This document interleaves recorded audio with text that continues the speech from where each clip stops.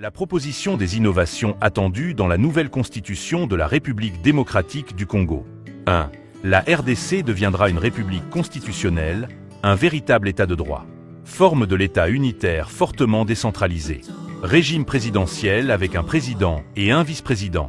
Un parlement monocaméral. Exécutif monocéphale. Le mandat du président sera de 5 ans. La devise du pays justice, paix, travail. Le franc congolais reste la monnaie nationale. Hymne national des bouts congolais. 2 langues officielles, le français et l'anglais. 4 langues nationales, le kikongo, le lingala, le chiluba et le swahili. Langue nationale lingala, chiluba, swahili, kikongo. Les défis de la mondialisation nous obligent à intégrer l'anglais comme seconde langue officielle, car c'est un grand instrument pour le développement d'un État à vocation continentale comme la RDC. 2. La capitale politique et administrative sera toujours Kinshasa. Kisangani sera la capitale militaire.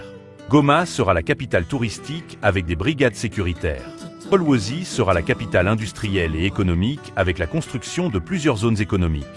3. La séparation des pouvoirs, législatif, exécutif et judiciaire, avec un exécutif monocéphale dirigé par le président de la République. La suppression de la fonction Premier ministre. 4. La reconnaissance de la double nationalité uniquement pour les Congolais d'origine. Les non-originaires devront renoncer à leur nationalité d'origine pour acquérir la nationalité congolaise. 5. Le mode des scrutins redeviendra à 2 tours pour la présidentielle afin de renforcer la légitimité du pouvoir par le peuple. 6. Un parlement monocaméral réduit à 350 députés nationaux siégeant en chambre unique, chambre des représentants. La suppression du Sénat qui est budgétivore. 7. Suppression des émoluments. Tout élu du peuple, que ça soit au niveau national, provincial et municipal, toucheront désormais que de jetons de présence à l'issue des plénières. 8. Pas des élections des gouverneurs et vice-gouverneurs. Ces derniers seront nommés par le président de la République et seront de non-originaires. 9. Les gouverneurs nomment le membre du gouvernement provincial qui ne dépasse pas 10 ministères. Avant de continuer, n'oubliez pas de vous abonner à nos pages Facebook ainsi que notre chaîne YouTube. Chof TV. La seule manière de soutenir est d'aimer, de partager et de commenter toutes nos publications.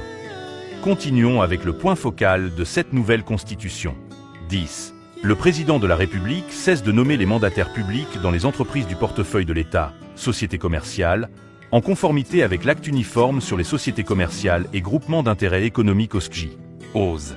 Les mandataires publics seront nommés uniquement dans les établissements publics ou les services publics de l'État. 12. Le multipartisme politique à 2, inspiré du modèle américain. Parti socialiste et parti capitaliste. Les socialistes mettront un accent sur le développement et le progrès social, c'est-à-dire la construction des infrastructures routières, administratives, judiciaires, sanitaires, militaires, scolaires et universitaires. Tandis que les capitalistes mettront un accent sur le développement économique par le biais de l'industrialisation, la création de richesses avec comme corollaire la création des plusieurs emplois stables et pérennes, la création de la classe moyenne. Le multipartisme politique à 2 favorisera une alternance permanente, un combat axé sur les programmes. Les objectifs et la vision politique de chaque camp politique seront de faire mieux que l'autre dans le combat politique. Fini les cultes de personnalité, autorité morale, autorité de référence. Fini des alliances pour s'éterniser au pouvoir.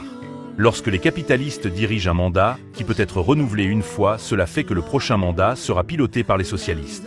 13. La suppression du pluralisme syndical.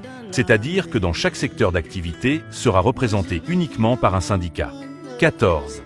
Les conditions d'éligibilité pour la présidentielle. Être congolais des pères et mères. Être âgé entre 40 et 75 ans. Être détenteur d'une licence ou doctorat. Avoir une expérience professionnelle de plus de 10 ans dans son domaine de travail. Avoir une bonne moralité. Avoir une bonne conduite, sans casier judiciaire. Jouir de droits civiques et politiques. 15. Les conditions d'éligibilité pour les parlementaires. Avoir la nationalité congolaise d'origine. Être âgé de 30 ans. Être détenteur d'une licence ou doctorat. Justifier d'une bonne expérience professionnelle de 10 ans maximum dans son domaine de travail. Avoir une bonne conduite. Avoir une bonne moralité. Jouir de droits civiques et politiques. 16. La révision du découpage administratif des provinces. Pour des raisons de cohésion sociale, les provinces telles que Lomami, Olomami, Méendombe ne doivent plus exister. 17. Le changement de mode de désignation des membres de la Cour constitutionnelle, La clé de répartition se fera de la manière suivante, sur le 9 membres. 3 membres du Parti socialiste, 3 membres du Parti capitaliste, 3 membres de la société civile. Ceci dans le but de renforcer la crédibilité et l'impartialité de la Cour. En conclusion, au regard de notre étude, à peu près 34 dispositions de l'actuelle Constitution qui pourront être modifiées.